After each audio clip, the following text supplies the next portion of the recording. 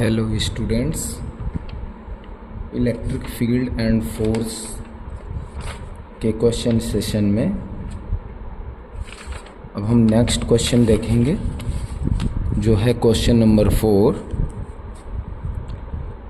तो क्वेश्चन को पहले रीड करते हैं।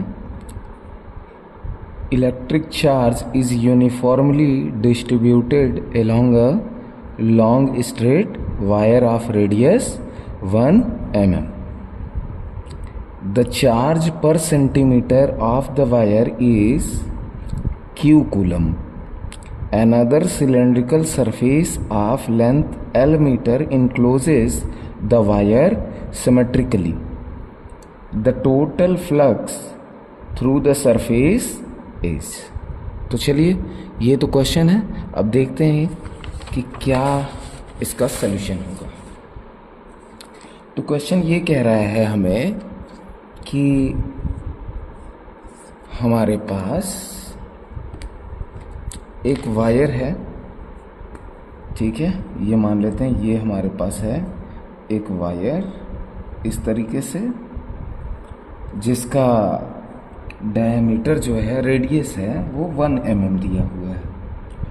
और ये कह रहा है कि इस वायर पे टोटल चार्ज जो है वो पर सेंटीमीटर के हिसाब से कितना है, q कूलम है। ठीक है, ये वायर का लेंथ नहीं दिया हुआ है। अब वो कह रहा है कि एक सिलेंडर है, ठीक है, हम मानते हैं कि वायर कहीं अप साइड से लेके डाउन कहीं तक तो जा रहा होगा, क्योंकि इसका लेंथ हमें नहीं दिया है। वो कह रहा है कि सिमेट्रिकली एक सिलेंडर इसको क्या करता है, कवर करता है, इनक्लोज करता है। तो हम मान लेते हैं कि ये एक हमारे पास सिलेंडर है, ठीक है। तो ये एक सिलेंडर हमारे पास हो गया, ठीक है। सिलेंडर के रेडियस की कोई बात नहीं है, तो हम कोई जनरल रेडियस समझ लेंगे कि किसी जनरल रेडियस का सिलेंडर है। लेकिन हाँ, सिलेंडर की लेंथ की बात वो कर रहा है। तो उसने बताया कि जो सिलेंडर है उसका लेंथ कितना है, L मीटर है, L मीटर है, ठीक है। तो आप सबसे पहले ये बताइए कि ये जो सिलेंडर है उसमें वायर का कितना पोर्शन आएगा। तो देखो, अगर ये सिलेंडर L मीटर है तो वायर का भी तो कितना पोर्शन आएगा, L मीटर ही आएगा। हालांकि वायर कितना लेंथ का है हम लोगों को नहीं पता, लेकिन जो सिलेंडर के द्वारा कवर होगा वो तो सिलेंडर के हाइट के बराबर ही हो जाएगा। तो यानी इस वायर पे वो चार्ज जो L लेंथ में आएगा वही तो हमारा काम का होगा, क्योंकि उसके बाहर का जो चार्ज है वो हमारे किसी काम का नहीं है, ठीक है।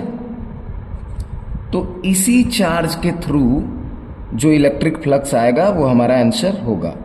अच्छा, आपको पता है कि वायर के थ्रू जो इलेक्ट्रिक फील्ड लाइंस निकलेंगी वो कैसे निकलेंगी, वो सिलेंडर के कर्व सरफेस एरिया की तरफ से निकलेंगी। यानी ये सिलेंडर का कर्व है ना, कर्व सरफेस एरिया, तो ऐसे ऐसे निकलेंगी कर्व सरफेस एरिया से। आप देख रहे हो ना, ऐसे ऐसे निकलेंगे, इधर से इधर, इधर से इधर। जो ऊपर वाला एरिया है, ये वाला सरकमफेरेंस अबव, इससे कोई भी इलेक्ट्रिक फील्ड लाइन पास नहीं होगी, ना तो डाउनवर्ड वाले से पास होगी, ठीक है। तो वैसे भी उससे क्या हो जाएगा, अगर एंगल देखेंगे इलेक्ट्रिक फील्ड लाइंस और इस वाले एरिया वेक्टर का, तो वो कितना हो जाएगा, 90 डिग्री। तो 90 डिग्री हो जाएगा, तो वहां से फ्लक्स क्या हो जाएगा, 0 हो जाएगा। तो फ्लक्स सिर्फ और सिर्फ किससे निकलेगा, पास होगा, सिर्फ और सिर्फ कर्व एरिया से। लेकिन अब क्वेश्चन है कि भाई इसके अंदर में जो टोटल चार्ज है वो है कितना।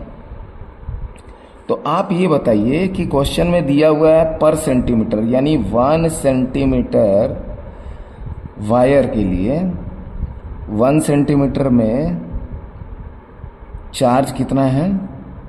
इन 1 सेंटीमीटर वायर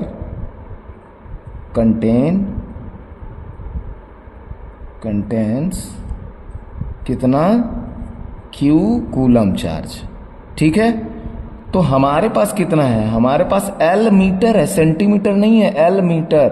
तो इसलिए हमको कितने में निकालना है, L मीटर। अच्छा बताओ, ये एल मीटर है तो मीटर को क्या कर सकते हैं, इंटू 100 कर सकते हैं, तो सेंटीमीटर में बदल जाएगा।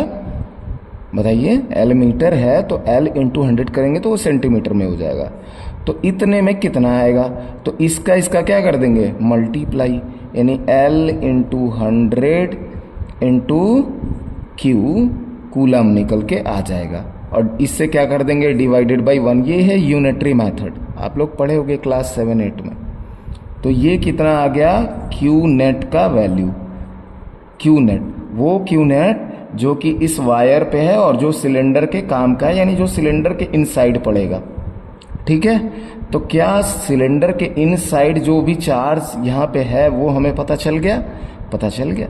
तो चलिए, फ्लक्स का क्या फॉर्मूला है, तो फ्लक्स का फॉर्मूला होता है phi is equal to q inside divided by epsilon not.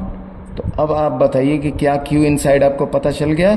इसको थोड़ा अच्छे से लिख लेते हैं, 100 एल इंटू क्यू, तो ये चार्ज हो गया और डिवाइडेड बाई क्या हो गया, इप्सिलॉन नॉट। ठीक है, तो यही हमारा आंसर हो गया, ये हमारा आंसर हो गया।